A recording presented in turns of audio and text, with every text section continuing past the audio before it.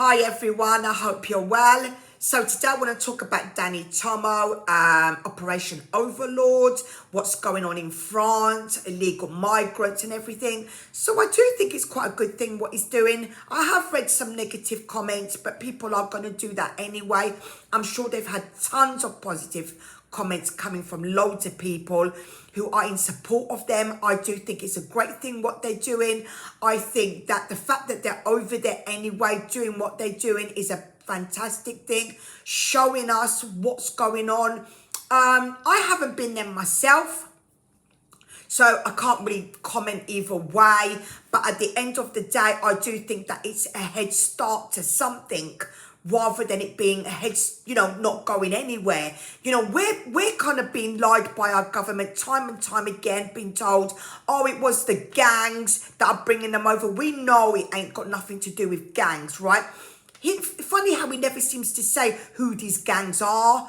Doesn't seem to bring up any names to these gangs, but they're always gangs. And then how he says, oh, we're going to smash the gangs, but never does. Doesn't seem to be doing anything about it. Doesn't seem to be doing anything about illegal migrants coming over into our country. So I think we have to start somewhere and someone doing something then rather nothing at all. So I am kind of behind them, and I think it's a good thing what Danny's doing, because someone has to do something, I think. It's coming to the point where we are concerned about our men, our women, our children, and like what happened in the Bell Hotel, then what happened with Rhiannon Skies, and, there's probably loads of other things, and, there just doesn't seem to be an end to what's going on with these illegal migrants. They're coming over with phones, all sorts, and it's quite concerning, So at the end of the day, I kind of think it's a good thing. I am behind them.